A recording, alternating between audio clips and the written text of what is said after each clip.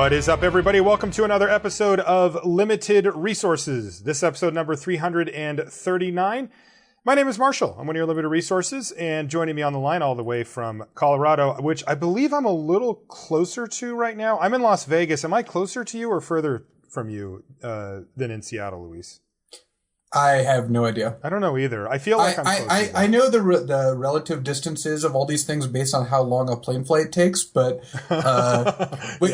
which is about 5 minutes till I fall asleep and then 5 minutes after I wake up. So yeah, so I lucky. have no idea. I'm so jealous. Well, for once, I can say that the weather's definitely better here than it is in Denver. 70 degrees and sunny today, but that's cool. Yeah, all right, that is a tough fight. It was 99 here. All right, well, you're kicking off the show, with a lot of correct answers. Yeah, so we've got an awesome show lined up for you, including a special guest who I'll introduce in just a minute. Somebody that probably should have been on the show a long time ago, frankly, but we're really glad to have him. Like I said, I'll introduce him in a minute. Before I do, I want to remind you that the show is brought to you by channelfireball.com. Make sure you check them out for all of your Magic needs. You can get single, sealed product. You can get you can get free content, including from our special guest. That's right. And it's awesome. You can go there every single day. You can find articles. You can find videos from some of the best players in the world that are going to teach you how to improve. We know that that's why you come here for this podcast. And hey, while you're there, if you need some booster packs to draft with your friends, you need some singles, for whatever constructed deck or something, you can find them all there. And you can even sell your cards back to Channel Fireball. They'll give you a nice big bonus if you're trading them in. channelfireball.com. Please do check them out. Also, you can support the show directly via the Patreon. That's right. If you go to patreon.com/limitedresources, you can support the show. It's really easy. You just set it up so that you pick any amount you want. And when the show comes out, it will charge you that amount. You can also set a monthly limit so that you can make sure you know exactly what the most that you would, support per month is. It gives you full control. You can quit any time. There's no contracts or negotiations or anything like that. You just get in there, sign up, and you can get some pretty cool perks. So please do check that out as well. Now I want to bring in our special guest. And, the guest we have, Luis, I have to say, he's probably one of the most referenced people on the show. He was a huge influence on you for Limited. And, he's my favorite resource for Limited stuff because he encapsulates so many of the ideas that we try to bring to people on Limited Resources every week. We have Pro Tour Hall of Famer Ben Stark. Ben, welcome to Limited Resources. Hey, Marshall. Thanks for having me. Yeah, it's awesome. I mean, I've actually talked to you about coming on the show I think the first time was like one of the first times I met you, and you were like, yeah, sure, whatever, but we just haven't really had it happen. But you and I are both down here for the World Series of Poker. We're hanging out in Vegas, and I said, all right, this is it. We're doing it. We're going to have you on LR, and we finally got you. Yeah, I don't do a ton of podcasts, but there's so few people who really love Limited and love Draft that this is one that I was excited to be on. Yeah, you are with friends here, not just Luis and I, but all the listeners as well.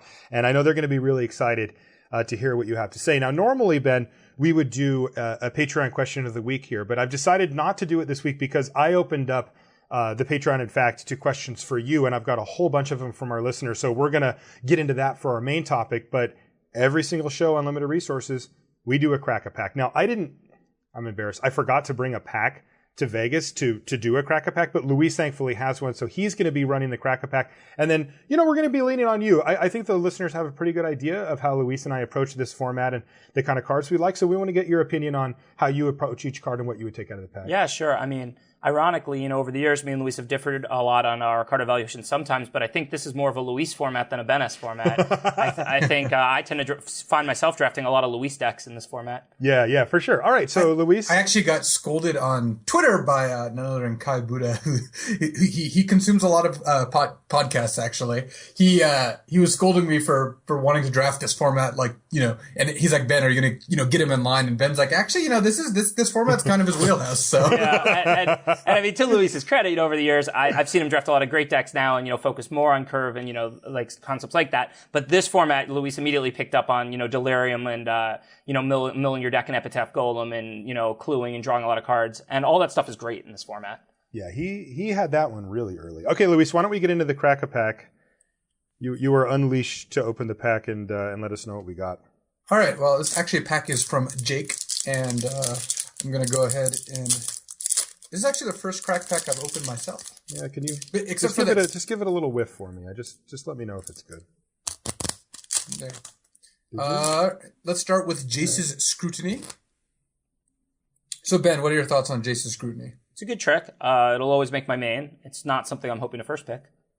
Yeah, that is about where I would put it. Started off lower for me, by the way. Sorry to interrupt you, Luis, but Jason Scrutiny at first, I kind of overlooked it as one of the, we've seen these type of cards before. They shrink down a creature temporarily. And, the question mark was, is getting a clue back good enough? And it turns out, absolutely. Well, some of it is also format dependent. In a format where as soon as your opponent's attacking, you pretty much need to block, or the creature might grow if you don't block, or even just the damage hit and you falling behind. And then you try and leave your man up next turn, and then they use some trick to blow you out when you Scrutiny. There are formats like that, and Jason Scrutiny would be a lot worse than that. This format's not like that at all. There's not great instant removal. The creatures are good at blocking each other and don't hit that hard that fast. Yeah. So this is the kind of format where a card like Jason Scrutiny can overperform. Yep. Yeah, not only do you have time to wait and set it up, you also have time to crack the clue later. There's just time all around. Next up, we've got Cathar's Companion, the 3/1 that becomes indestructible. Not a particularly exciting card. Yeah, I'm not huge on that card. Like I said, there aren't that many cheap instants that are that good, and 3-mana 3/1 is just not a great body. Also, it's not a human, and that's a big deal. There are a couple different cards that are at common even that actually give bonuses to humans, and I find white is human aggro the vast majority of the time, and if it's not, it's Delirium or something, and then it especially doesn't want a 3-mana 3/1. So I think that card is just not very good. Yeah, it turns out being human's best friend isn't quite the same thing as being a human.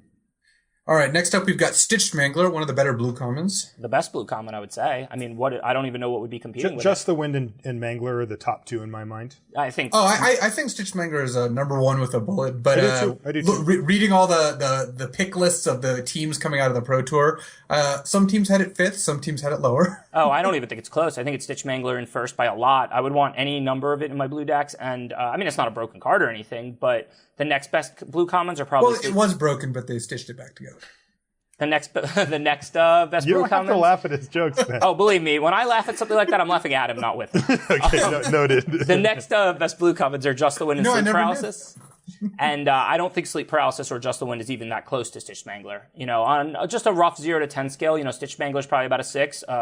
Sleep Paralysis is probably like a 5, and Just the Wind is probably like a 4 in most decks. Maybe it goes up a little bit if you have a lot of madness, a lot of catalogs and tormenting voices. And also, blue-red as an archetype, even though it's not that tempo-y, it draws cards a lot, so you just kind of need to keep the board stable. And you have all these madness outlets, so you're not actually going down a card when you Just the Wind. Plus, that deck is often looking to play 15, 16 instants and sorceries. So basically, any instant or sorcery that's serviceable, that's not actually costing you a card, you'll play. But I find the format to not be tempo-ish at all. So when it comes to blue-green, I don't even play Just the Wind. I don't even want that card in my deck. Yeah, and so Stitched Mangler's ahead right now. We've got Strength of Arms, the combat trick. Strength of Arms is a good trick. I wouldn't take it over Stitched Mangler. Stitched Mangler is ahead right now, but it's a card that I'll play virtually any number of in my white human aggro decks. Yep. Alms of the Veins, our next card. That's not a card I imagine you play very often. Completely unplayable. Yep. Dual Shot. I mean, also not a card I'm looking to start. Sometimes maybe if you have discard outlets and stuff to get value out of it when it's dead, you can play one copy of it. You prefer to have it in the sideboard to start. Yeah. We've also got Confront the Unknown. It's a good trick. Definitely, I wouldn't pick one over Stitched Mangler, but I will. It's kind of similar to Jason Scrutiny. I will play virtually any number of it in my green decks. Yeah, I've been happy with Confront. I also love the double Confront fireball them out for 7 damage or something, which sometimes happens. I don't try and do that very often. Werewolves, in general, if you're red-green, is the deck that wants pump spells the least, and in my opinion, doesn't really need +1/+1 and double strike. It's a playable trick, but it's not something you're really looking for. So, I mean, I like a lot of Confronts because, it can give more than +1/+1 pretty easily, and you get to draw the card back, so it has the potential to kill creature and draw a card pretty cheap. But I'm not usually trying to build a combo with my Confronts. What if you just have 6 clues? Yeah, I mean, that's if you have 6 clues, this would give +7/+7. And that's why I like Confront, because it's cheap and flexible, and there's not a lot of downside. But I'm not trying to build combos around Confront the Unknown. All right, next up we've got Throttle, so one of the 5-mana removal spells. Fine card. I think it's probably overrated by most people. I've found the removal in this format to be pretty inefficient. Unless it's something like Fiery Temper or bound by, Moonsilver? That's particularly efficient. If it's not a card like one of those two, stuff like Throttle, I mean, you're not killing cards that cost 5 or more mana very often with Throttle. So how is it really gaining you an advantage? Do you agree with that, Luis? If you're killing He's way down on you may have missed the last couple episodes of LR, but I've been bagging on Throttle and Reduced to Ashes the entire format, just about how bad they are. Those cards are mostly killing your opponent's 4-drop. Sometimes it's killing their 3-drop, or their 4-drop already investigated, or their 3-drop investigates when it dies. I mean, this is just not really gaining you value. This isn't giving you an advantage. And Throttle doesn't even kill a lot of the 5-drops. Right, and it doesn't kill all the bombs. I mean, it's just situational removal that trades down a mana is just not great. It might still be serviceable, you're probably going to play the first copy of Throttle, but it's not something I'm taking aggressively or something I'm looking to get a lot of. So you have Mangler above Throttle? Yeah, we're still on Mangler for sure. All right, next up we've got Vessel of Volatility, card which I have never seen in play. Yeah, that's the red one, right? Yeah, completely and totally unplayable. Next up, we've got Geist Blast. So the 2 and a red, deal 2 to a creature or player, and then you can pay 2 and a blue and exile it from your graveyard to copy an instant or sorcery that you're playing. Yeah, and it's interesting because this card is great if you're red-blue, but pretty medium if you're red anything else. So, if you're red-blue, you would take this over Stitch Mangler every time, right? Yeah. But it's pick one pack. So, yeah. Yeah, but it's pick one, pack one. So it ends up being a pretty close pick, probably. I think I would take the Geist Blast, because even if you're not blue, Geist Blast, when you're not blue... certainly not unplayable. Right, so Geist Blast when you're not blue compared to Stitch Mangler when you're blue. Stitch Mangler's a little bit better, probably. Not a little bit, substantially better, but Geist Blast is still playable. And then if you are red-blue, I think Geist Blast is a lot better. Yeah. Next up, we've got Pick the Brain, the uncommon that lets you look at their hand and take a card. Unplayable, of course. Yeah. All right, another power uncommon here. Nearheath Chaplain, the 3/1 lifelink that you can exile to make 2 tokens. We have a clear winner now.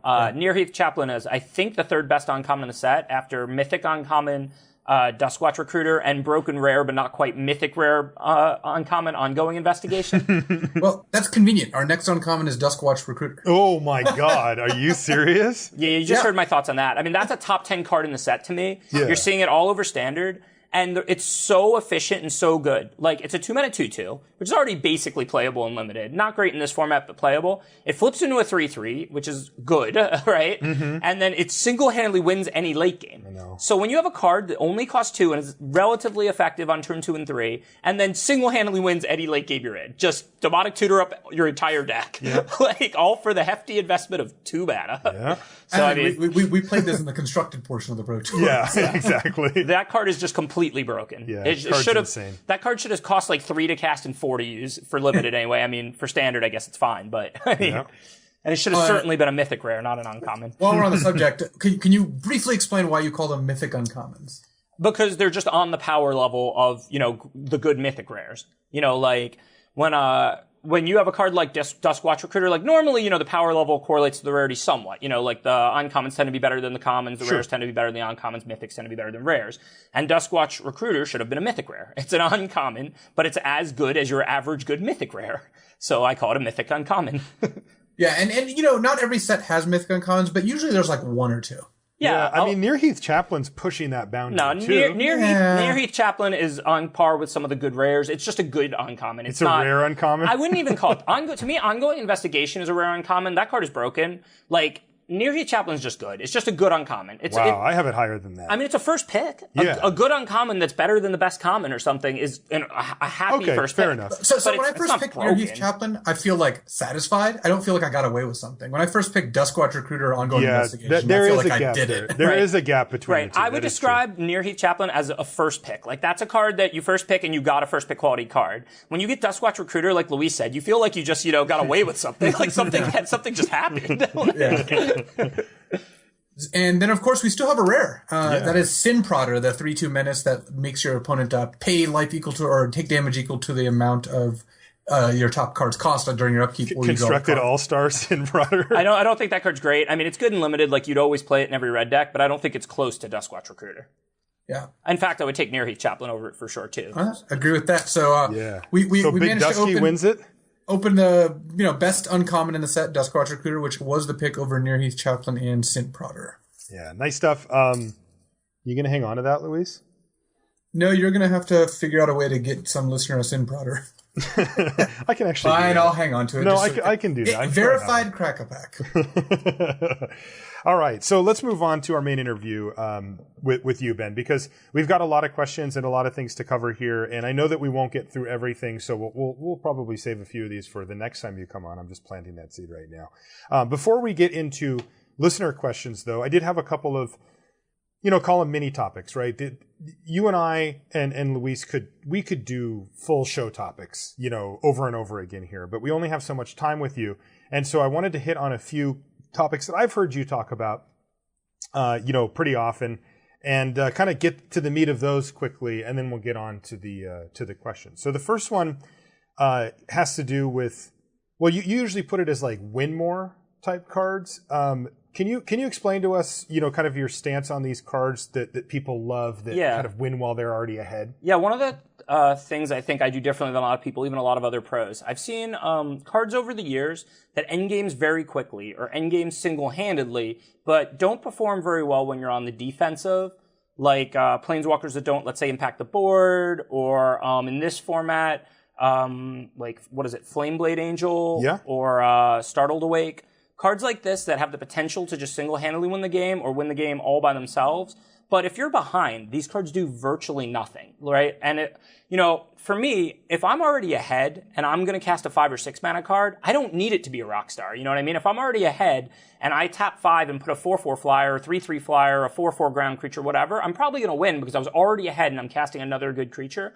But when I'm behind, that's where I need my cards to at least perform, right? When my opponent's the one who's hitting their curve and maybe I missed one drop on mine, I can't cast Startled Awake and mill 13 and not impact the board, or I can't cast Flameblade Angel, a 6-mana 4/4 flyer, to try and stabilize when I finally hit 6. You think that you're just not getting your board affecting mana's worth out of like a Flameblade Angel. Like, the Startled Awake makes perfect sense to me, right? I mean, you are literally not affecting the board. You're just like, tap 4 mana, go. Right. And if you're getting, if you're behind in a race or you're behind on board, that won't change anything.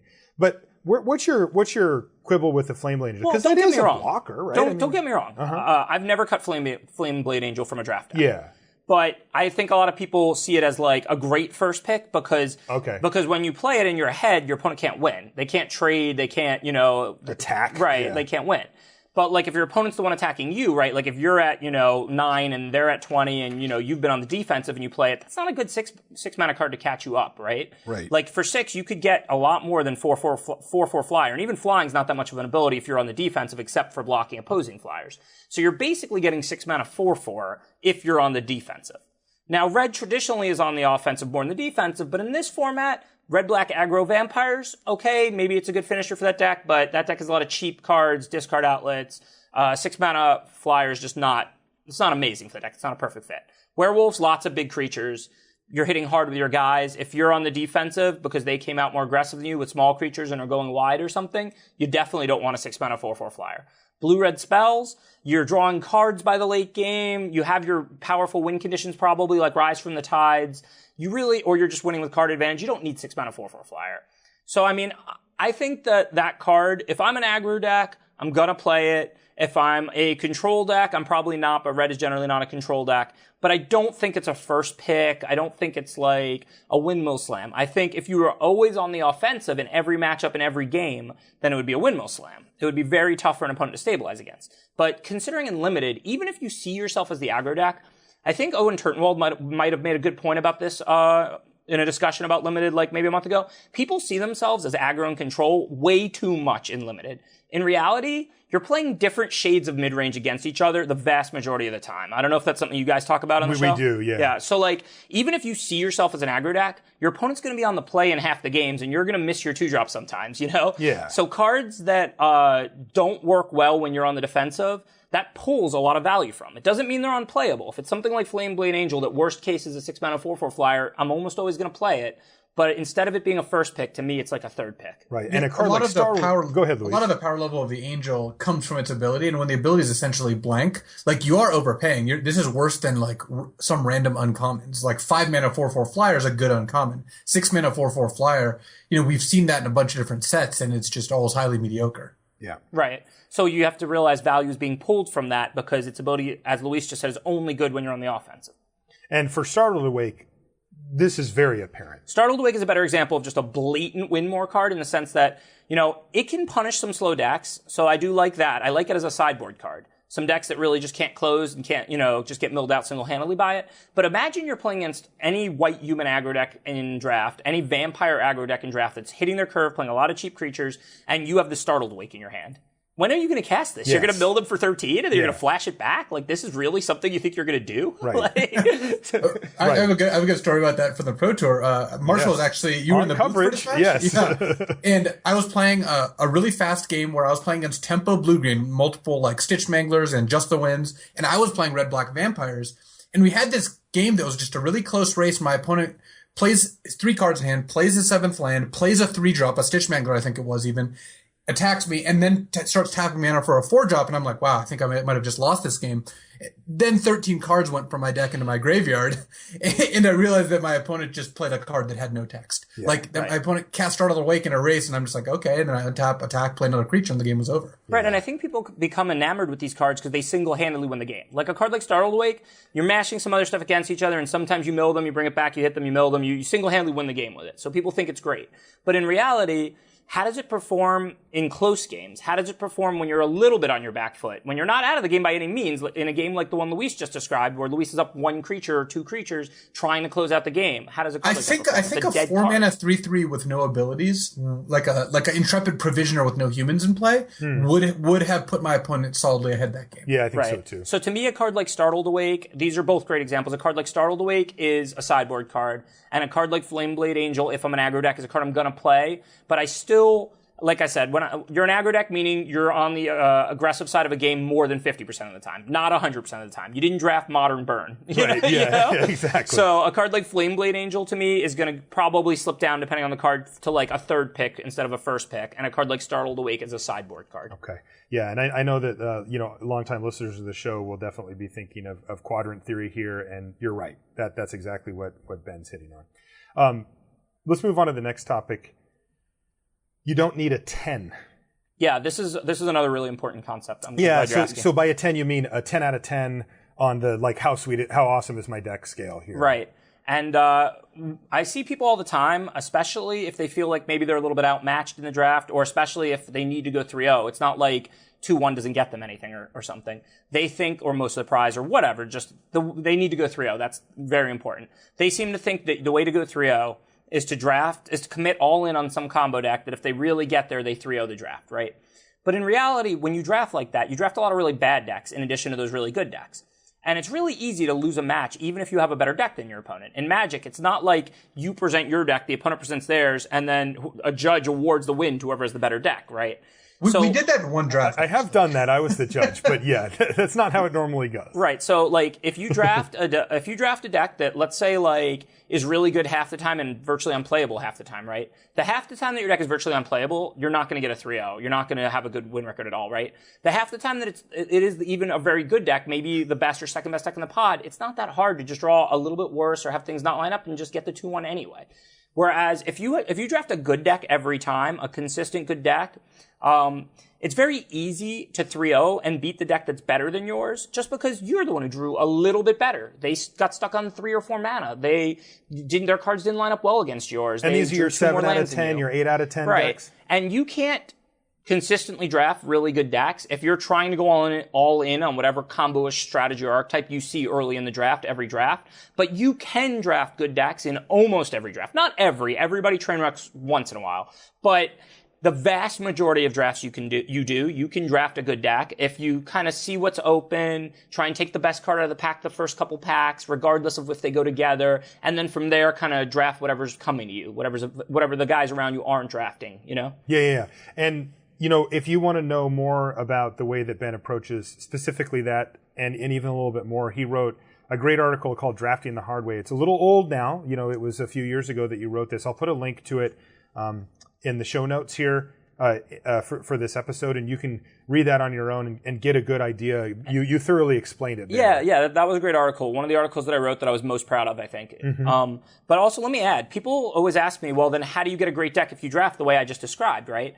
And it's not like I'm unwilling to draft these great combo-ish decks. I remember a few years back at Worlds, I think when Luis top 8'd, I 3-0'd with a Burning Vengeance deck, a combo-ish deck, 2 Burning Vengeances. Just triple Innistrad. Yeah, all flashback cards, 2 Burning Vengeances. But how do I draft that deck? I remember how that draft went. I first picked some red removal or something. Second pick, there was a Burning Vengeance, and there was a pretty weak pack. There wasn't like a great first pick quality removal, but there were cards that were much more likely to make my deck than Burning Vengeance, right? But I took the Burning Vengeance. Now, I'm not forcing Burning Vengeance. I'm not even really leaning that heavily towards Burning Vengeance. But because there's so much upside, I take the Burning Vengeance and I see what's there third. You know what I mean? I'm not moving all in. I'm going to just see what's there.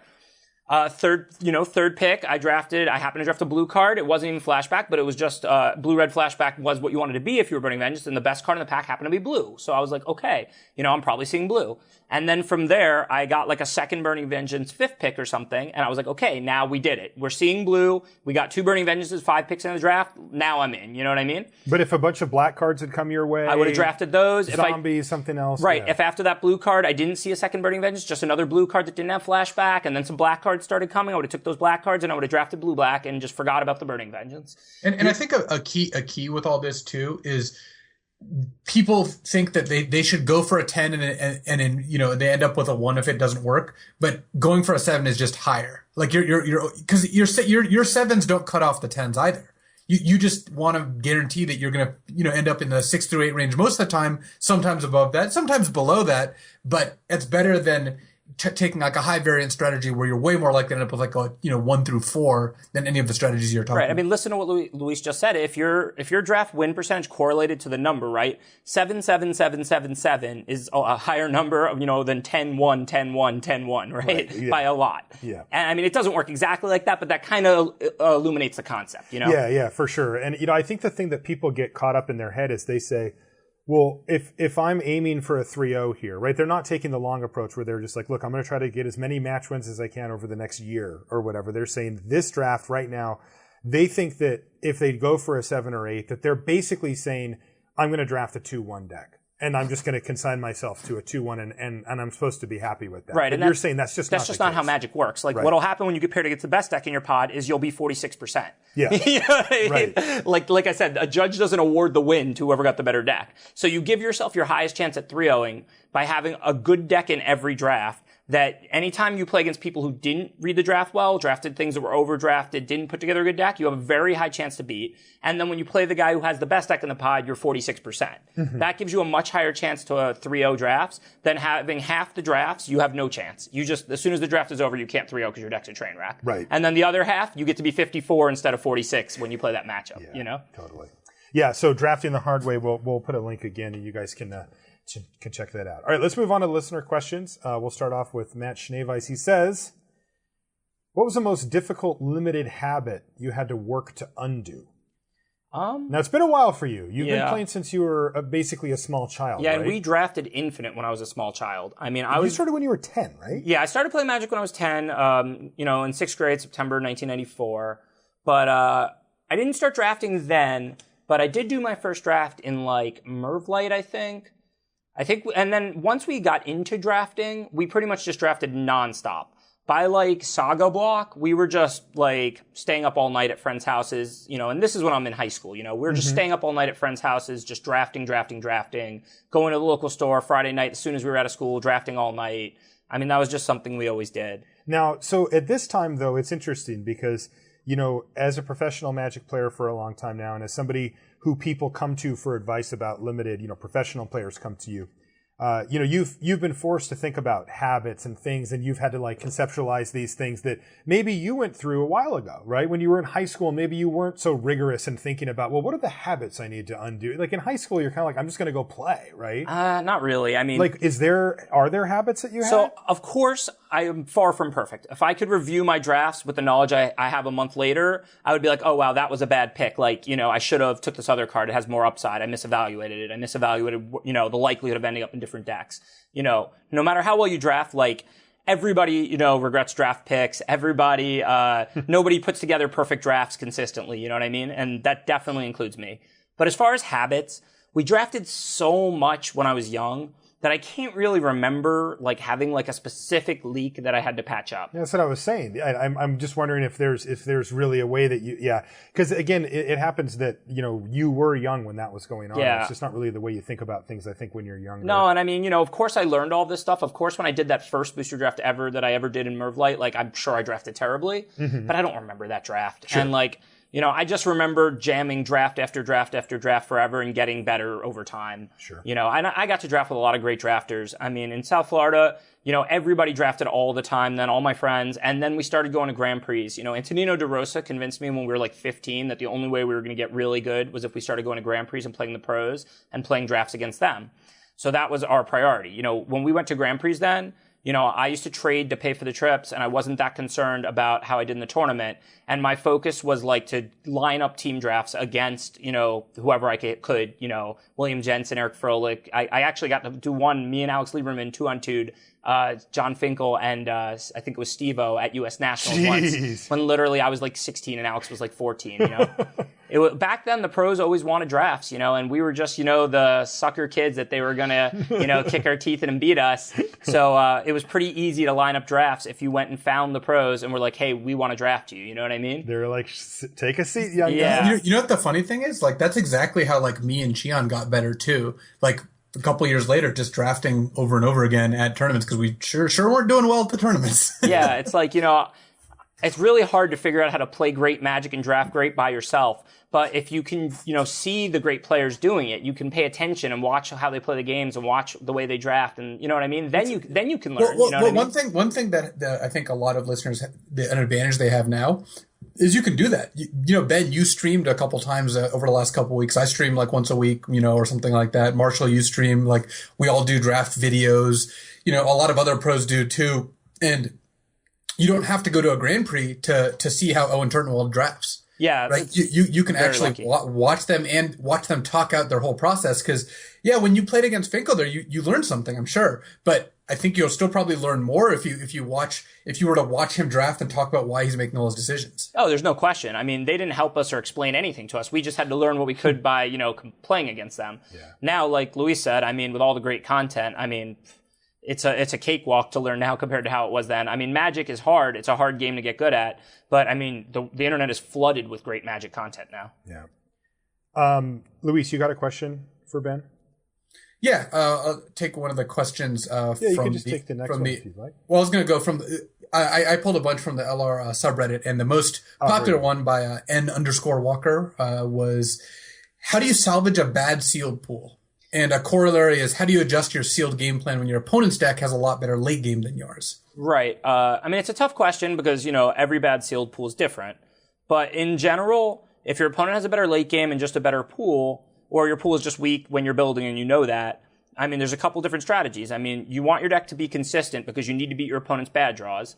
If you guys go to the late game, you're not going to win. So that means you probably want to try and play an aggressive deck with a good curve. You want to, this way, if your opponent gets stuck on lands or doesn't have all their colors or whatever, you can end the game before, they draw out of it. Or you can just play your bombs that single-handedly win the game and consistent mana to cast them, and just hope you draw them and cast them and hope they're good enough if they're really powerful stuff. I would say just focus, I guess. I guess the factor that would tie those two together would just be the consistency. Not splashing for bombs, not making a 3-color deck to play like everything to have a good enough deck, but making sure that you can consistently cast your good cards or consistently hit your curve and be able to punish your opponent's bad draws, so that if your opponent stumbles or if you draw your best cards, you can win those games. I mean, you're saying you don't want to try to fight them on the same level where you're trying to build the maximum power level deck even if it ends up being slower because they're just going to beat you at that. Right.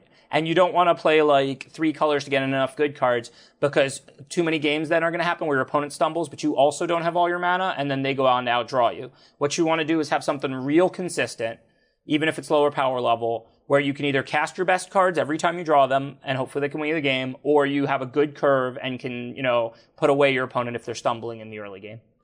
All right. I've got a question here from Timothy Rice. He says, "Hi, Ben. Thanks for coming on the show. We've been looking forward to it for a while." And I can say he's right. What would you say your biggest weakness is when it comes to limited Magic? What's the mistake you most often catch yourself making? And he says, "Thanks for stopping by. I look forward to more draft videos. The first one was really good." Well, I really appreciate that. There are definitely more draft videos coming. So you've worked on your game for years and years and years and years. You're introspective. You've looked at it. Is there still something that sticks out of like, I've just accepted that this is a weakness I have and I just deal with it? Or are you pretty... That's the problem with these questions. It's like, It's that Ben has no weaknesses. It's not that. Like, I'm far from perfect in limited, far from perfect in draft. I can always get better. But there isn't like one major weakness or leak. I would have already like worked hard to patch that up. You know what I mean? And I understand that, a lot of people at home who aren't pro Magic players, who haven't dedicated their life to this, that is the problem they have, where like they do a lot of things well, but they have some leak, For me, like, I'm working to get better all the time. And, if, right now, maybe 90% of the draft picks I make are correct, maybe in a couple of years of practicing and thinking about it, 92% will be. But I don't think I have like some major flaw or some major leak or something like that. Yeah, which makes sense. I mean, you're a top level professional player. Like, it would be hard for you to have a consistent issue with your game and still be able to put up the results, year after year that you do. Luis, do you have a question? I do. This was actually one of the other top questions people want to know. Ben, would you rather fight one Huey-sized Gabby or 5 Gabby-sized Hueys? So this is just not even close, right? Like, not even close.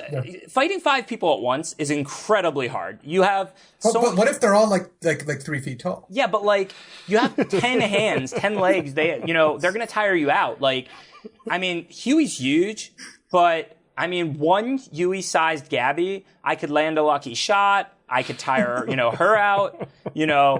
How am I going to beat 5 Gabby-sized Hueys? I mean, if I land a lucky shot on one, there's still 4 left. Like, this is the most ridiculous question. I think it would be closer if you had asked me would I rather fight 2 like Gabby-sized Hueys or 1 Huey-sized Gabby. Like, I think that this is just a no-brainer.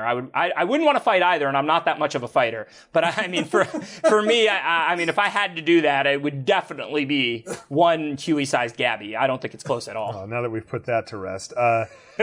Kevin Levesque says, as a highly regarded limited player... No, we could actually call the show. We're done. That was all I really wanted. I mean, do you guys disagree? I don't think that's close at all. No, you're completely right. No, yeah. I mean, even if you think that there's like a pretty big difference between someone who's like, 2 or 3 feet tall versus someone who's like 8 feet tall, there's still 5 versus 1 is just so big. I'm not sure that Gabby is 2 or 3 feet tall and that Huey is 8 feet tall, but you're right. Huey's probably. I'm pretty sure that Huey outweighs me by like 80 pounds and I outweigh Gabby by like 50 pounds. I don't think the size difference is quite as pronounced as you're making it out to be.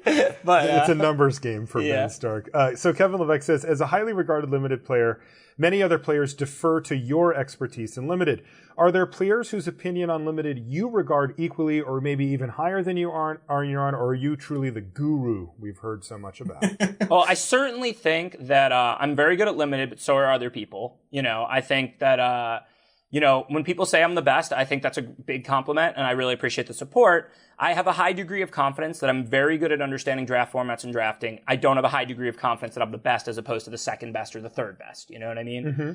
And I think like Eric Froelich, I think is very good at draft and limited. I think William Jensen is very good at draft and limited. I think Martin Yuza is very good at draft and limited.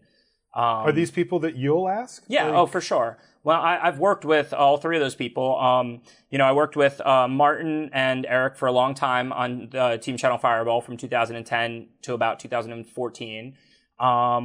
And those were definitely my 2 biggest go-to guys on the team to discuss what I was thinking about limited with. And William Jensen's somebody I respect a lot, and I frequently talk to now. We're not on the same Pro Tour team, but after the Pro Tour, when we're practicing for a limited Grand Prix, back when Wizards used to run those after the Pro Tour. I think one misconception people have is that a lot of people who are good at limited just like have solved it, and you're just like, yeah, I'm great at limited, but that's it. But the actual process is always talking and asking and trying to figure out how you could be doing things better. And Ben is certainly not above that, and that's part of the reason he's good. Is that if you're not learning new things, constantly, then you're regressing. Like, yeah, I don't strongly agree with that. And I think that applies to life too. Like, if you have experiences that aren't teaching you things, if you're not learning things from what you're doing, then you're probably losing a lot of value. So yeah, and even if you're legitimately great at something, you're not doing everything right. You know what I mean? Like, for example, after the Cons Pro Tour, I remember like I drafted a Mardu deck. It was a deck I was very familiar with how to draft, and I thought I did a good job with it. And I drafted a blue-green deck, and I didn't feel like my deck really performed that well, even though I thought I had a good curve and good cards and everything. So I knew, afterwards, not before, but in retrospect, that blue-green was a deck that the Pantheon was really high on. So I went to William and I was like, once the Pro Tour was done, of course, and I'm like, hey, I think I drafted blue-green kind of poorly. Can you give me advice? And he gave me some advice, and I think I drafted blue-green much better. And at the Grand Prix in Baltimore after that, I 3-0'd with a blue-green deck, and I didn't get hit over the head with rares or anything. I just, kind of listened to what he said, and I think I drafted it much better for having talked to him, Incorporated it into your view on it. And, I mean, look, I think I'm a legitimately great drafter, but I think every format, there are things that I can improve on, things that there are things that I nail, and there are things that I'm a little weak on, And, of course, I want to go to the best resources available to me as far as friends and players, to kind of strengthen the areas that I'm weak in, and to, solve, like when people ask if I have any leaks, I don't think I have generic draft leaks, but certainly every new format, I might not be drafting one of the particular draft decks well, or that's a leak that you want to shore up before you're going to tournaments. I think the key to being a good drafter is being able to draft a ton of different decks well, so that you can draft whatever's available to you in that draft. That's how you put together a good deck in every draft, is by being able to read what's being underdrafted or what's open and draft that. And in order to do that, you can't only know how to draft one deck or two decks. You've got to know how to draft virtually every archetype available, virtually every color combination that works together. Right, and given the time constraints, it helps for you to go to trusted people so that they can fill you in on maybe if you haven't had a chance to draft blue-green 5 times yet or whatever. Of course. So I'm always going to go to my friends, to my teammates, to anyone I respect and be like, hey, what do you think about this? What do you think about that? What do you think about this deck? What do you think about this card? What do you think about any questions I have? Anything that I don't feel rock solid in my understanding of. And you learn all over the place. On the stream, somebody pointed out a pick. No, I think it was actually in the draft video that went up on Channel Fireball. Ethereal Guidance, I think it's called, the +2/+1 to all your creatures. Ethereal Guidance? Yeah, that's not a card I've drafted a lot. And somebody suggested, hey, maybe you should have took this over this. And I saw it in the comments and I thought about it. I'm not sure if this was on the stream or in the video, but either way. And I was like, hey, that makes a lot of sense. It would have actually been a really great fit in my deck. I'm going to go home and try that out the next time I'm drafting a White Weenie style deck and see if it's a little better than I think, And I don't think that card is great, but I didn't take something great over it. And I had a lot of small creatures, and I think it would have been a good fit. And in hindsight, after thinking about it, I think it probably was the right pick there for me. You can learn from anybody, and of course, you want to go to the best people because... I mean, you happen to have access to some of the best other limited But players. No matter what, you can always, like Luis said, be learning and improving in life. And, whatever the best resources available to you are, whether they're draft videos, on Channel Fireball, which, as we talked about earlier, are just an amazing resource. For anybody trying to get better now, of course, that would be the number one thing I'd recommend. I'm not just saying this, but listen to this company man, huh? Yeah, no, I'm not just saying this, but listen to this podcast, of course. You're putting out content every week, to help people get better at limited. Go to Channel Fireball and check out the draft videos from, the pros, whoever, you think is the best or whatever. And that's such a good resource where you get to see what people do and hear them explain their thought process and why. And if you have a good group at home, then, run all your ideas by your friends where you can have, a 3-hour conversation if you're that dedicated and you care about, how to improve, what cards you guys disagree on, Mm-hmm. Like when I was on channel, we were testing for the Pro Tours, right? And, my primary job was the limited. At the time we had, Luis and Raptor, 2 of the best constructed minds in Magic, in my opinion, and they're, testing and tuning and figuring out the constructed format, and I trust them, So in my opinion, I'm probably the best limited player on the team, certainly one of them, but not one of the best constructed players on the team. We have 2, in my opinion, probably 1 and 2 in the world at the time, So I'm just going to kind of hands off and just try and learn the constructed decks, but I trust my teammates. Meanwhile, for limited, I'm going to go and talk to the next best limited players on the team and run all my ideas by them, get the feedback, see if their logic makes sense, if they can point out flaws in the things I'm doing, try out their ideas and suggestions, and try and refine everything I think and get to the right answer. Ultimately, That's always the goal, is to get everything as best as you can.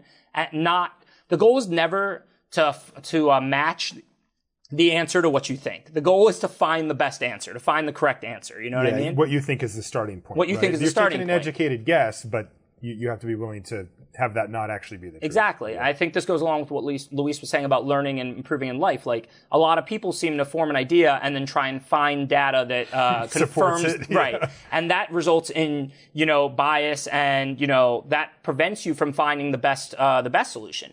You gain very little from your original idea being right, but you gain a lot from finding the best idea or the best solution or the best cards, the best play, the best decks, whatever it is. This applies to life too, not just draft.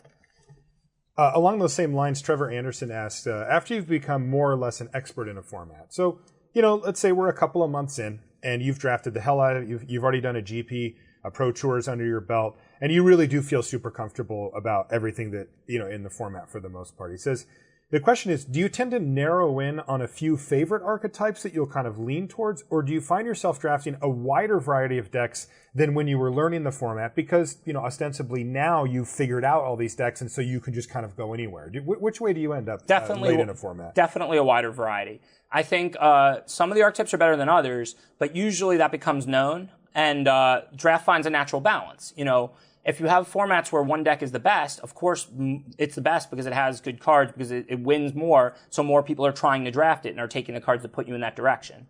So for me, as the format goes on, I want to learn how to draft every available good archetype in that format, every available good deck, and then I want to read every draft pick by pick. And when I say read, I mean not commit too early. I want to take the best cards out of the packs. I want to position myself based on what's there for me, because, you can't control what's in the packs. So there are some drafts. Maybe I think Delirium is the best deck, but I just can't draft Delirium. It was never an option in something, right?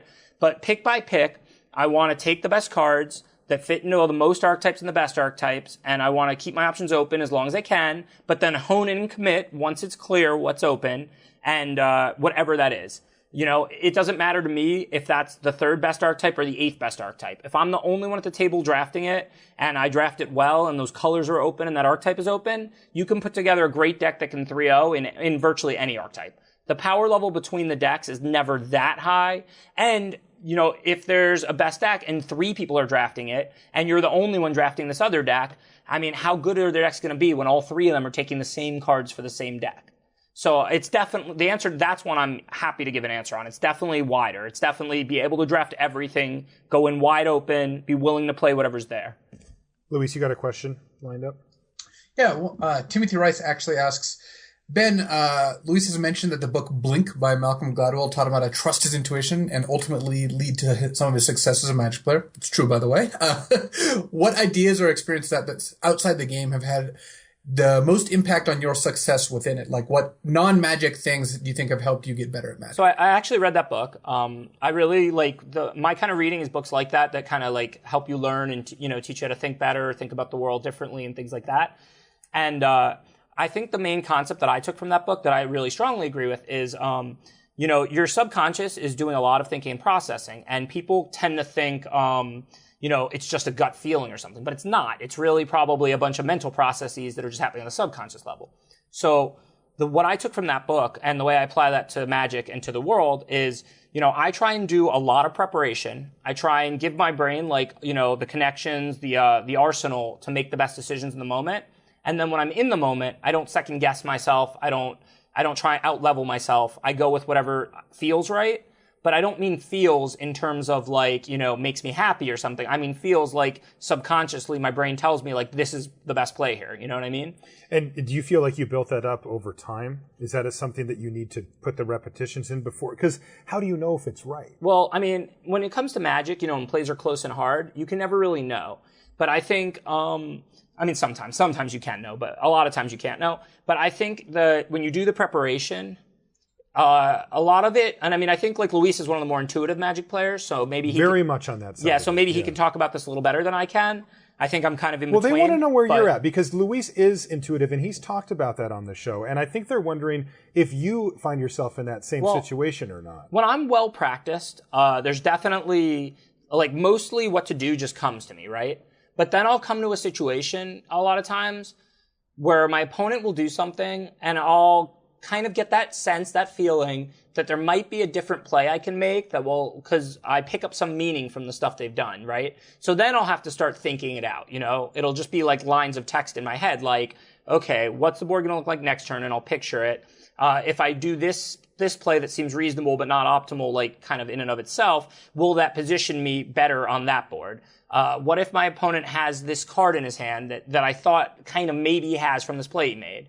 If I go, and you're actually asking yourself and I'm these thinking questions this in your through. head. Yeah, if I make the auto play, the play that does the most on board, but then he plays that card, how favorable is the game going to be for me? What if I make this other play? Is there a play I make that doesn't cost me too much against other possibilities, but puts me in a better state against that card? And the reason I tie that in a blink is because, you won't really get those feelings if you aren't practiced. At least I won't. I can't speak for everyone. But if I'm well practiced, sometimes I'll get that feeling that maybe I shouldn't just jam the most damage, use all my mana, the most thing on board or whatever. Maybe that there's some other play I can make that maybe costs me 2 life, so it seems wrong, but that 2 life isn't going to really matter very much, but sets me up to be able to beat this card that it makes sense to me that they have based on the plays they've already made. So it'll be like a feeling usually that will trigger that, and then I'll start thinking about it, and then I'll convert that feeling into words and the board, and I'll start picturing the board on the next turn and the turn after that, even sometimes 2, 3, 4, 5 turns down, and try and kind of play out the game in my head and figure out if I can actually beat the card that I'm sensing they might have, or if playing around it and giving up, making the sacrifice now will be futile anyway, so I shouldn't do it. Do you have a sense for how often that it was worth it and necessary for you to go deeper versus going with that initial play that you'll often go with and actually make the play? Do you usually go, wow, sure, I'm glad I stopped to think this through because my gut was like, well, just make this play, which makes some sense. But now that I've thought it through, this other play makes a lot more sense. I mean, I think that the more you practice, the more these, I guess I would call them deviation plays from the norm will come to you. Yeah. When I'm not practiced, I'm pretty much just gonna, stick to the basics, maybe play around a trick or whatever. But when I've really played a lot of a format, I'll start figuring out ways to beat combinations of cards, from a lot of different board states. And it'll usually come to me the way I just described. It'll be like I'll get this feeling that I shouldn't just attack in the spot, even though it seems like it accomplishes the most. And then I'll start picturing, okay, why am I getting this feeling basically? What are my options? What do I think they have? Okay, oh yeah, it would make sense for them to have this and this based on the plays they made. Okay, and that would be pretty bad for me if I attacked here. Interesting. What if I don't attack here and I do this? Then I'll picture the board next turn and the turn after that and the turn after that, and then playing those cards and kind of figure out. I think people who have played me a lot will maybe have noticed I play very quickly a lot of the time, and then I go in the tank for 45 seconds, randomly. And that's when you're thinking those things That's normally through. What's going on. I'm picturing the board and thinking those things through. Luis, I wanted to throw this to you. Is that how you experience things as well? When you play similarly, where you play very, very quickly, but then at certain times I have seen you tank, where you'll actually take the time to really assess the board and kind of go through your options. Are you doing something similar to what Ben's doing? Yeah. I think and also to speak to Ben's point, when I'm not practiced, I still have some of these intuitive feelings, but I know I can't trust them, which is tough because I'll just make plays and be like, wow, that was just not a good play. So it's pretty dangerous for me when I'm not practiced because I just have to adjust how I play and think about everything more, which is much worse. But when I am, I think, when I'm in the zone, when I've played a lot, then yeah, I get these feelings as to what would be good and what would be bad. And I think what the important thing, and I know this is true for Ben too, because we've talked about it, is if you force me to stop at any given point and explain why I wanted to do a bunch of the things I wanted to do, I could give you good reasons for it, but I don't really think about those while I'm playing. Right. Because if you can't give good reasons for it, it's a little bad because that means you should understand why you're doing the things you're doing, or at least when pressed be able to explain them. I do know some very good players who can't actually explain why they like to do the things they do, and if you can't explain something, I feel like you have slightly less understanding of it than if you can. But I guess the biggest thing for me that it would slow me down is when something doesn't add up. I know I know the exact turn that I spent the longest thinking of the entire Pro Tour is when I was just one colorless mana or one creature short of winning the game on the spot.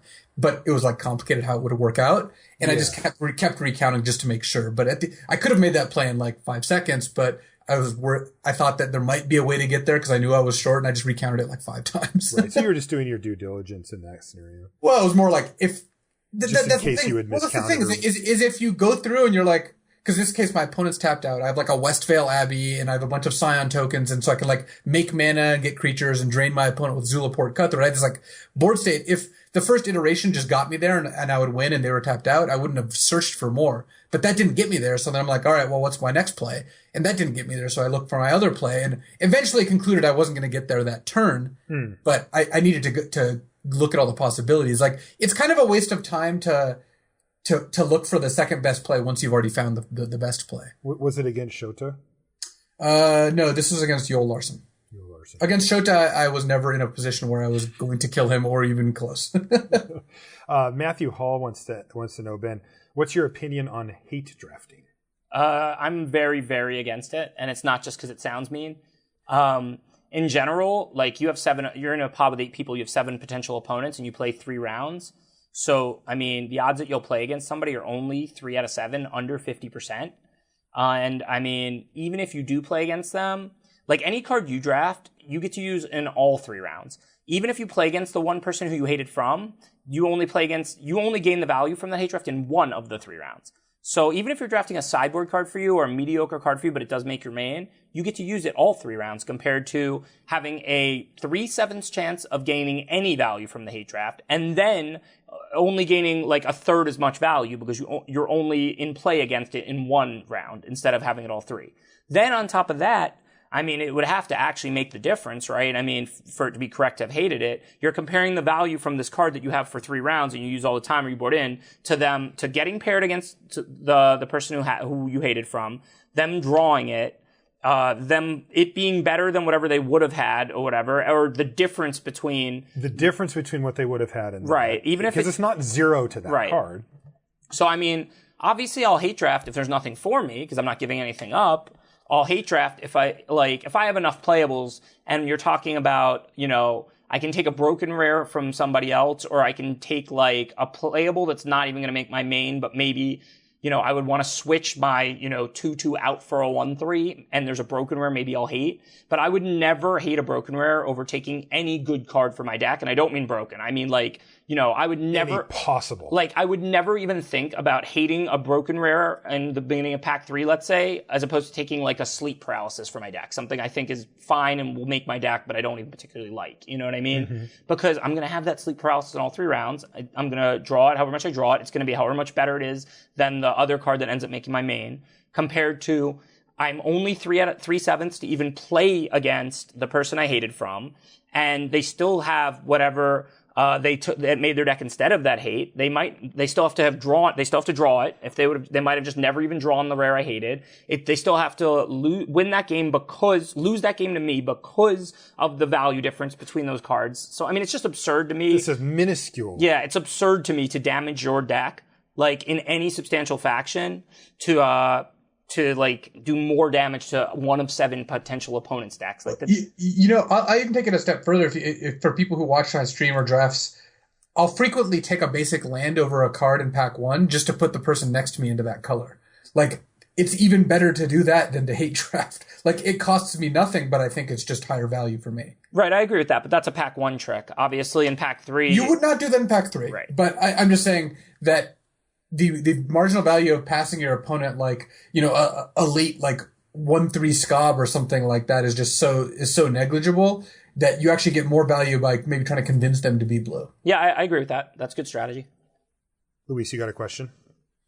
Let's see. Yes, this was kind of interesting. Kairdis asked on the subreddit, after 300 plus episodes of LR and 20 plus years of limited Magic. I like that word mentioned first there. Have we solved limited? Have we weakened ourselves by abandoning experimentation in favor of conservative, normal drafting? Well, the beauty of Magic is that it changes every time a new set comes out, right? Like if there was only one set, right? If we were playing the same set for 20 years and 300 episodes of LR, yes, we would probably basically solve it, right? But every format is different.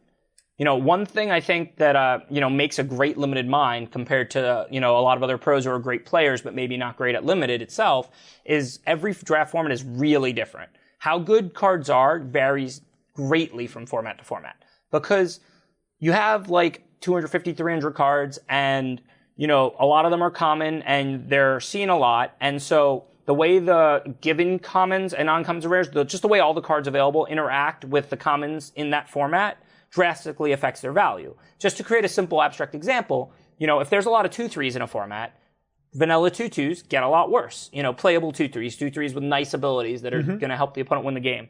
If there's not, but there's a lot of 2/2s in a format, and 2/1s get better. 2/1s with positive abilities and stuff, because they can always trade with a 2/2, or you can get to use their abilities or whatever.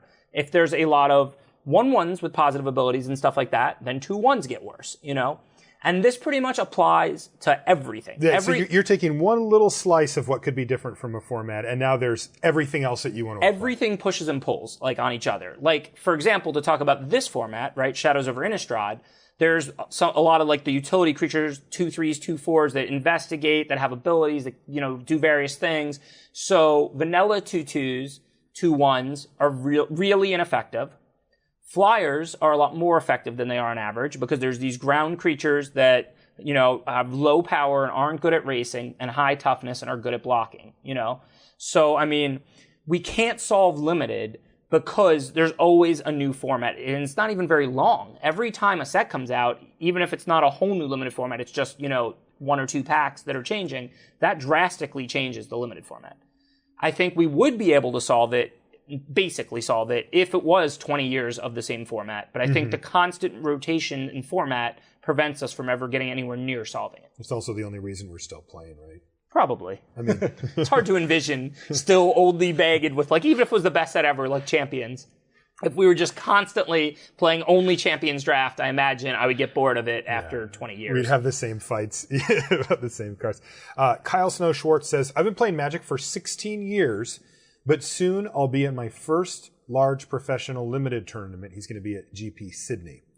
What key things do I need to know about tournament play that are not obvious or maybe differ from online or local game store matches in order to give myself the best chance to perform well? Sweet. Well, I'll be at GP Sydney also. And I don't know. So first, don't get paired up against Ben. Yeah. In tournaments, you probably want to prepare for the fact that, it's going to be a long day. I don't know how many buys you have, but, you're playing between 6 and 9 matches. If you make it all the way through day one, that's a lot of rounds. I know everybody's different. I personally kind of feel, what's the word for this? Congested, drained, whatever, when I'm in the tournament hall constantly round after round. So I like to take walks, get fresh air, get coffee, whatever it is that, you like. Luis can attest. I'm frequently hey, you want to go get coffee? You want to go for a walk? You want to just leave the tournament? Go get a sandwich from Subway. And right. Right. Whatever it is. I think it's really important. Whatever it happens to be. Also, I don't want to go on too touchy of a subject, but, it is a tournament. They're not all your friends, so you probably shouldn't completely trust everyone. Most Magic players are honest, but if you're going to your first big tournament, shuffle your opponent's decks, call a judge if there's any discrepancies. One thing that these are little things to do, right? It's not like you're going out of your way. Right. No, one thing I want to add there, especially if you're not used to playing in tournaments, calling a judge is not a bad thing. It's not bad if your opponent calls a judge. It's not bad if you call a judge. Nobody's in trouble. Call a judge if there's just confusion or you don't understand how something's going on. You don't understand the rules work. You think someone may have missed a trigger in a way that you don't understand. There should not be a stigma for calling a judge. Yeah, this goes back. This goes to Ben's point perfectly, which he's saying. I think that there is a mentality of if I call a judge on my opponent, or even on a lesser level, if I pick up my opponent's deck and I start shuffling it, where oftentimes at a local game store, you'll just cut their deck and it's whatever, right? And I've seen a lot of people just tap the top of the deck and be like, you're good, I trust you.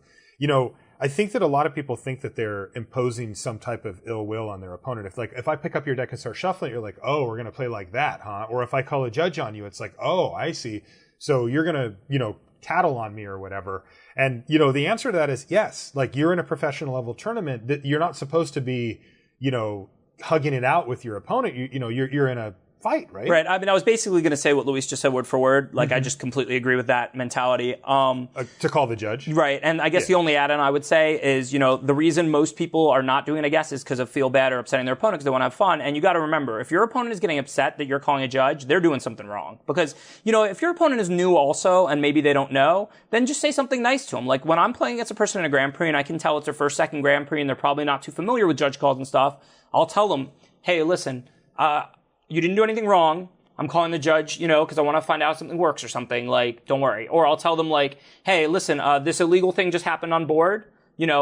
I don't think you did it on purpose or anything, but the judge has to come fix the game or whatever, so we have to get the judge or, whatever it is, you know what I mean? You don't want to give away too much information, but it is about having fun and, not creating feel bad. So you could be a good guy. You can be a good guy, but you should absolutely call the judge. Yeah. The judge is there.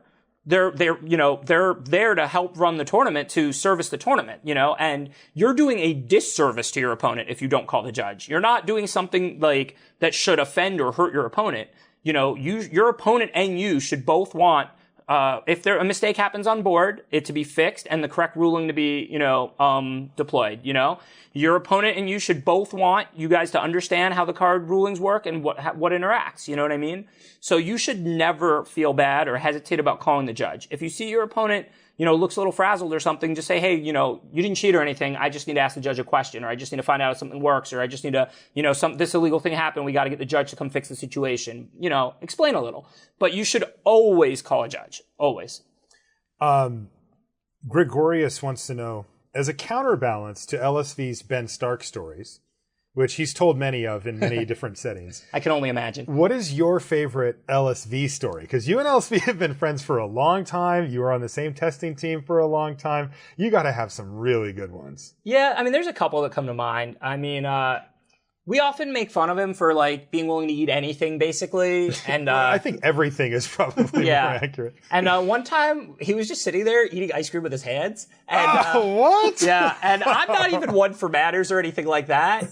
But I had never seen anybody else do that before. With your hands? Well, the problem was they had served up ice cream at a restaurant. This was in Spain, I think. Wait, you were in public?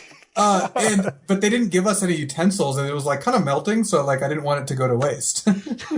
It's kind of hot in Spain, and you can't take it also it anywhere. The ice cream looked really good. So yeah, and I think another one that was pretty good that really would relate more to limited resources and draft. So this is back in the day, and I am going to say, to Luis's credit, when I first met Luis, he was a great Magic player already, but I don't think he was particularly good at draft. And now I was heinous. And now I think he's an actively good drafter. I don't have him top 5 drafters of the Pro Tour, but I have him definitely among pros as a good drafter. You know what I mean? Somebody that I would be happy if they were drafting for me, But this is, back in, I think it might have been Paris or Nagoya or sometime around then. And Treasure Mage Hexplate Golem was the format, so 2011 or so. Uh-huh. And he had a game where, he had already cast 2 Hexplate Golems and they had been killed or something. Which is, by the way, a 7-mana 5/7. 7-mana 5/7, right? And then he casts Treasure Mage, which is 3-mana 2/2, search your library for a card that costs 7 or more, an artifact, I think, that costs 7 or more.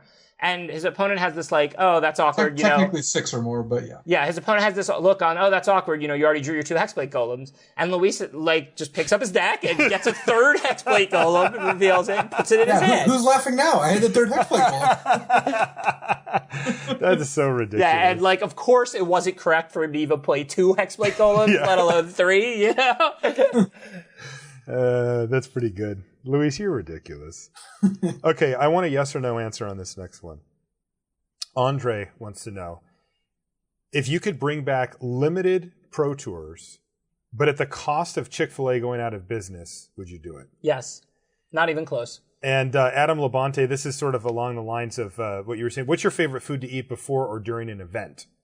To be honest, you watch what you eat a lot. To be honest, I try and eat healthy, the right balance of foods, good foods and everything. I don't really have a food like that at all. There's no go-to food for you don't pack a peanut butter and jelly sandwich or bring walnuts or almonds. I bring some healthy snacks, but they vary, just whatever was at the store or the hotel gift shop or whatever that morning, And while I am somewhat selective about what I eat, it's not any particular thing really. Okay, Luis, did you have any more questions? I have one more that I want to ask Ben, but I didn't know go for it. Okay, Brian Howard says, do you have any advice on how to mentally and emotionally deal with mistakes and misplays? This is a big hanging point for a lot of players. Yeah, and that's a great question because personally, I don't really get bothered by the variance much. I'm a human, I feel a little something, but I understand that it's a card game and sometimes your opponent gets to draw well. Even if another thing, Ben is a professional poker player, so he has to be, bulletproof or at least have a big wall against these type of things because you go to work every day, and if you were to get all flustered about every bad beat you took, it would be really tough for you. Sure, but I think it's even more pronounced in Magic than in poker. I'm saying you've learned this skill from not just Magic, but also poker. Yeah, I mean, sure. I mean, it applies to Magic and poker, but I mean... Also, you said you're a human, and I'm not fully willing to just take that at face value. But. Well, I think it applies more to Magic than poker, and I think it's something you learn, that you definitely can learn exclusively from Magic. I've personally learned it from Magic and poker, because I've played both of them pretty much my whole life. But I think that, there's things we can control and things that we cannot, right? And when you're playing a game of Magic, sometimes you just get bad mana draws, your spells line up poorly. It happens. There's no shame in it. There's nothing to feel bad about. If it was a big moment. But there is. You're going to lose because of it. But that makes you feel bad. But I mean, in reality, why are you feeling bad? Because you got a random bad mix of cards, right? You did nothing to liken or to strengthen or weaken the odds of that happening. Mm-hmm. It happens to everybody. It happens to have happened to you then. The odds of it happening were probably not even that slim. They were an underdog, but it's not like some 1 in a million bad beat that's happening to you. In reality, you're going to draw better than your opponents in a lot of matches. They're going to draw better than you in a lot of matches. You're going to have mana problems in a decent percentage of your matches. Your opponents are going to have decent mana problems in a decent percent of their matches. So for me, it doesn't really bother me that much when I have mana problems, when my opponent's top deck, when they just draw better than me and beat me. Because I was on that end of that, and there's the other times where I'm on the better end of that. And that's just part of the game, It's not the better part of the game, but it's just a part of the game. And, it's a part of randomness, which allows for a lot of strategy in Magic, playing near outs and things like that. A lot of great things about Magic come from there being this random element of drawing a card every turn and drawing 7 cards at random. And that's the bad part that comes from that. You know what I mean? And so that doesn't really bother me. But you accept that. You have to accept that, or you should not be a professional Magic player. You should not play in big tournaments. You can still play. One of the things that I think Magic does best in teaching a life lesson is, you get used to losing. You get used to frustration. It's so much easier to shrug off things like your car getting a flat tire after you've been mana screwed 700 times. Right. It does teach you. It's true. That. Right, and this is why I said I think it applies more to Magic than poker even. I think that, in Magic, you just have to accept that a lot of the time your opponent's going to get lucky. So that should never bother you. Now, that was a long setup to answer the opponent's question. I mean, the viewer's question, because the viewer actually asked, what happens when you make a misplay? Now, where I was going with that was, that's the one thing that does bother me. Even after playing on the Pro Tour, I played my first Pro Tour in 1999, 17 years ago, and playing Magic my whole life, misplays still bother me. Why? Because I put a lot of work into preparing and traveling and competing, and that's the part that is under my control, I didn't have to make that misplay, Mm-hmm. So, as far as dealing with your frustration and, I would say just spin it positive. If you made a specific type of misplay, go and research how to improve in that area. You know what I mean? If you're forgetting what one of the cards in play does, and it's a big tournament, and this is something you care a lot about, maybe practice more. Just straight up play against that card more or whatever. If you, play too aggressively, and you feel like, that's something you start thinking about it. Let's say you play too aggressively, and you blow a game by attacking with everything in a spot where you shouldn't, right? Maybe after the game, think about, at least after the tournament, think about, do I consistently play too aggressively? Mm-hmm. Is this something that's frequently causing me to lose games? And then go ask your closest friends who play Magic, who you work with and play with a lot. Hey, do I punt a lot of games to you? Do you win a lot of games you feel like you aren't supposed to because I play too aggressively and stuff? And if the answer is yes, pay attention to that. Find content that addresses that, like we talked about earlier. But you're using the mistake as a springboard. That's what I'm saying when I say spin it positive. Yeah. Mm-hmm. But I mean, personally, the variance doesn't bother me at all. I can get mana screwed for top 8 of a tournament. I wish I would have made top 8. I would have preferred I didn't get mana screwed. It just happened. It's been my opponent on the other side of that some other time. You know what I mean? And that doesn't bother me at all. But mistakes do still bother me. When I'm playing for top 8 and I punt it away or something, I get upset with myself, because I prepared and I traveled and I put a lot of work in that tournament. And if I come up short on the variance end, that's not in my control. If I come up short because I make bad plays, that was under my control, and that's my fault, and I have to own that. But I have a slightly different take. I agree with you. When I make a mistake, it bothers me. I think about it afterwards. But in some ways, I kind of like losing to a mistake, because that means next time maybe I could not make that mistake and win the game. If you lose to things that aren't under your control, there's not as much of a path to improvement. I like having a path to where next time maybe I can do better. Well, I think that plays into the, spinning it positive that we were talking about, in the sense that, now you have something to work on. If you're the kind of person like I know Luis is, who always wants to get better and improve in life and everything, then, you find this mistake and it's like, okay, maybe I can practice that or improve on that. as far as the other side of possibly what Luis was just saying, like, if you were just always losing to variance and the game was just all variance and not skill, yeah, that would be a bad game, but that's not Magic. You know what I mean? Like, we all see that, the best Magic players, people like Luis, have won 2/3 of their matches on the Pro Tour. That might not sound like a lot, but it is. If you win 2/3 of your matches all the time, that's an average record of about 10-5, and then it only takes a little bit of positive variance to get to, 12-3. So for a top 8. Yeah, so I think we're already past, like, well, it's good that when you lose, it's to your own mistakes and not to variance, because that means there's, room to improve and it's a good game. We know that about Magic. Magic is a skill-intensive game, So as far as, I think, yeah, like, it's true what Luis just said, but for me, it's like, that's just a given, Like, if I played a game where, let's say they were running tournaments where you literally just rolled a die, and if you won, if you rolled higher than your opponent, you won. I would know it was all variance, no skill, right? And that when I lost, it was strictly to variance, and when I won, it was strictly to variance, and I wouldn't be interested in that game. Yeah, you just wouldn't play that Right. game. Follow-up question before we let you go, Ben. You said when variance happens, it doesn't particularly bother you. You have a good understanding of how that's going to work. But it still bothers you when you make a mistake. Would you prefer that it didn't bother you when you made a mistake? Do you think the perfect Magic player doesn't get bothered, or is it a sign that you still care and that you're still trying? That it does. It steams you, so you're just like, I can't believe I made that mistake. I'm going to go back. I'm going to look at it. Is it better that way? Well, do you think you're a better player because of it? I think that it's really hard to measure your own tilt in the moment. So when I make that mistake and then it costs me the match and it's not the last match of the tournament, and I go for my walk and I get my coffee and I, think about it and I try and forget about it and then play my next match, I don't know how much it affects me in that next match. There's just no way, I think, to evaluate your own tilt level. By the way, like for people that haven't experienced tilt, that's a very enlightened and very correct viewpoint. People tragically underestimate how tilted they are and how it affects how they play. Yeah, generally. So I love that answer, but. To continue on the answer, yeah, I do think what Luis said, what me and you just said, it does help you if you take the mistake and, try and shore it up for the future. If you think to yourselves, and look, sometimes you just make a random mistake, okay? Maybe you practiced a ton, but then you were thinking 5 turns later and you forgot to return a card with Eternal Witness that you just played or something. That happened to me. If you collected company and right. I was playing round 9 of this is one of the last huge mistakes I can remember. Last year I was playing round 9 and I cast collected company and game 3 and it was a pretty even board and a pretty even game and it was really crucial and we had plenty of time on the clock and I hit 2 Scavenging Oozes and an Eternal Witness and the Oozes were going to be quite good.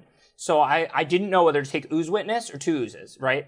So I'm in the deep tank. I mean, I'm thinking if I take Ooze Witness, I get the company back, but he could have a counter or draw a counter next turn or whatever for the company. If he has a removal in hand now and kills this 1 Ooze and he counters that company, what are my odds of winning? What if he doesn't have a counter but does have a removal and kills the Ooze and I company again? Because companies were not amazing in this deck. I didn't have a super high creature count. I was playing Abzan, non-combo Abzan company in Modern.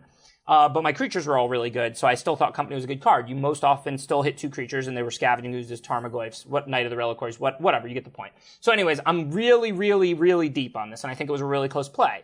So after reasoning out all the possibilities, taking around a minute, my opponent was super nice, and, if time was more of a factor or he thought I was taking too long, it would have been not wrong of him to call a judge. But this was a feature match and everything, and I was really thinking about it. And then after a minute, I'm 3 turns down in my head. I've really thought it through, and I decide I'm going to take Ooze Witness because I don't think that my opponent had a counter in hand based on the plays they had made the past couple turns. They were playing Blue-Red Splinter Twin, or Blue-Red-Green Splinter Twin, actually, I think. So I'm okay, so I come to that reasoning, I take the Ooze and the Witness, and then I pass the turn. I untap or pass the turn or whatever, and I don't get the company back because, I spent so much energy thinking about which decision was right that I'm not thinking about make sure you return, Yeah, an oversight. Right, and that's not the kind of mistake you're really going to learn from, you know what I mean? I'm not going to stop thinking about close plays in-depthly. I mean, maybe you can add some kind of trigger that you can train yourself to do at the end of a really hard decision, like some kind of last check or something. But that's the kind of mistake. It cost me that game, and we were 7-1, and so I would have been 8-1 instead of 7-2. It was an important match, and I was not happy about it. But I didn't really feel like there was a lot for me to take away there as a player, So what are you going to do? I mean, I was not happy about it. And, I went to dinner on happy. It is what it is. Yeah, it is what it is, All right. Well, let's cut it off there. We've got a lot more questions, but we'll just have to have you back on another time, Ben, because we just got kind of flooded with questions from our listeners when I put that post up. Please do. And it's going to be tough for us to get all of those in one show segment. Before we let you go, I did want to give you a chance to let people know where they can get in contact with you, where they can see the content that you've been making. So where can people find you on social media, and what have you been up to as far as Magic content? I'm making draft videos for channelfireball.com now. So they can find those there. Yeah, there's one that went up maybe 2 weeks ago, and the next one will be up within 2 weeks. I've already been recording and making them, and it's something that I'm really taking a lot of pride in now. I didn't do for a long time, partially because I didn't feel like I was dedicated enough, and I didn't want to put out bad videos.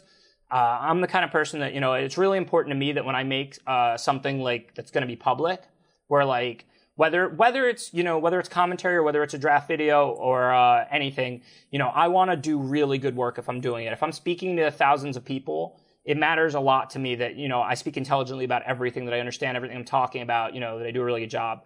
So now I'm kind of into it. I've been really, you gave me great feedback. I've been, talking to people, trying to figure out how to improve, from the first one. I read every comment. I got 60 something comments. I read them all. I've been really taking everything to heart, and I'm going to continue doing that. Okay. So you can keep going to Channel Fireball and checking out those draft videos and giving me feedback. I really appreciate that. What about Twitter? My Twitter is Bennis8528. And then you've been streaming a little bit too. And I've been streaming on Wednesday nights, but I'm not on the South Florida Magic channel. I'm not really sure when I'm going to pick that back up again or if I'm going to. I really enjoyed it, and I do want to stream more in the future, but I'm in Vegas now, and I may not be home. I'm planning on kind of hanging out here and then going directly to Sydney and spending 3 weeks there and catching Portland and coming home. Okay. I might not be home for 2 months, basically, or something. Well, I'll tell you what. Why don't you tweet about it when it does come about? Yeah, and that way the people can find you. If they follow you on Twitter, you can say, hey guys, I'm home from all these travels and I'm looking to start streaming again. Here's where you can find it. And that's absolutely the plan. Whenever I do start streaming again, which I think I most likely will, because it is something I really enjoyed, I will definitely be tweeting a link to the stream, and I'll certainly at least be tweeting in advance, so people know hey, I'm going to be streaming. Twitter, Bennis8528.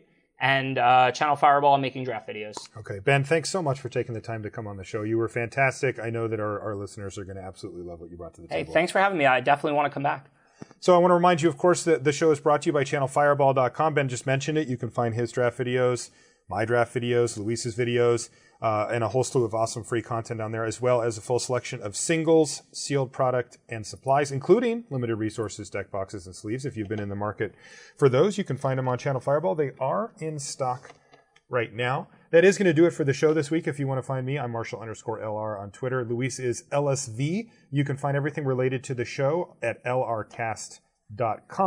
And that also has links to both Luis's stream, my stream, all the stuff, the YouTube channel, everything. It's all on lrcast.com. You can find anything you need right there. Thank you so much for hanging out. And once again, thank you to our special guest, Ben Stark. And we'll see you next time.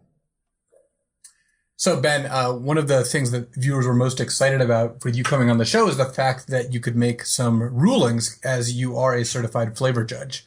So I had a couple questions or cases I really need you to rule on here, if you don't mind handling a couple more questions. I wish you could see the look he just gave me. You already know that I will answer no flavor questions under any circumstances. Did you know that he already said this to me before we started the show? So I'm gonna lay out my reasoning here, and then you're gonna offer a ruling. That's how it's gonna I told work. Marshall, you guys can ask me any questions, basically, no matter how silly. I don't mind the Gabby Yui question, anything like that, no problem. If you ask me any flavor questions, I'm just gonna sit there and I'm not gonna say a word. I'm gonna wait for you to go to Luis, I'd like to wish you luck. So if you want to have an empty podcast full of dead air, you can feel free to ask me flavor questions, but I was just going to sit there. So Ben, would you agree that Geist Blast should be able to kill an Apothecary Geist because it is a Geist Blast? All right, so Ben apparently he's signaling. He thinks that in fact Geistblast should be able to kill a Apothecary right. Geist. I'm signaling. I'm in Vegas. You're in Denver, but I'm signaling.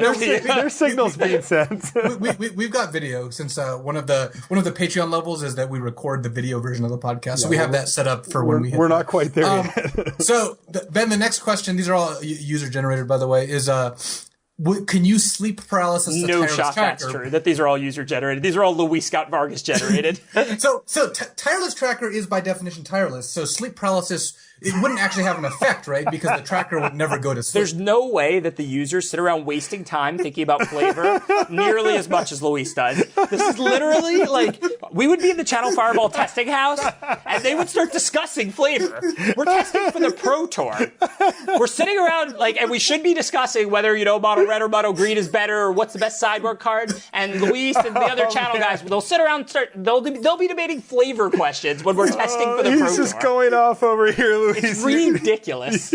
Absolutely ridiculous. You really got him into full Ben Stark mode with this one. Luis, you might be a broadcasting genius. I haven't figured it out yet. So Ben, if someone casts Pick the Brain on you and your hand has a brain in the jar, they have to pick the brain, right? Isn't that just what the card says? All right, last question. If you could wait on this, it would be useful, though. If you cast Strength of Arms on a Sanitarium Skeleton, do you really get the full benefit? Sanitarium Skeleton, of course, is in a straitjacket. It doesn't have any arms, visible. So Strength of Arms wouldn't really help it that much. Alternately, you could say that it helps it break out of the straitjacket. So actually, that's a really tough question. I'm going to need a flavor ruling on that, Ben. I'm kind of hungry, Marshall. Where are we going to go to get food? He's just. Are you thinking about dinner yet? Or? So the flip side of this, by the way, now that we're talking about judging, is the draft that I think that you would have enjoyed the most that we made a pact not to tell you about. We were testing for the Pro Tour. We all drafted our decks, decided we were hungry. This is classic Team Channel Fireball. And instead, everyone just laid out their deck and we voted as to which decks were the best, randomized the decks onto teams and decided which team won. See, that's the kind of judging you can get behind, correct? Yeah, that's fine. Obviously you learn a lot playing the games, but if you were hungry and you really, wanted to eat and not play, okay, whatever. That's I don't know why you made a pact not to tell me about that. That seems like very unexciting and perfectly reasonable. Because that's all you'd want to do. You always talk about how the drafting part's great and the playing part isn't. Oh, sure, but when you're actually testing for the Pro Tour, you do learn from playing the games too. So obviously I enjoy the draft portion more than the play portion, and yes, if you had told me about that, I might have suggested it more in the future. So I see your reasoning now for not telling me about it. But I would suggest that we just always do that because you do learn some from playing the games. Yeah, so do you think that makes more sense, or does it make more sense that a tooth collector can target something that has no teeth? I've got silence all day. I can sit here. Me and Marshall are hungry. We haven't eaten in a while, so if you want to ask flavor questions, we can just start talking about which of the awesome restaurants in Vegas are still open at this time, and we can go get food. I can sit here all day. That's the kind of flavor discussion I had in mind, but thank you, Ben. You were very useful as a flavor judge. You're welcome. I pride myself on giving great flavor rulings.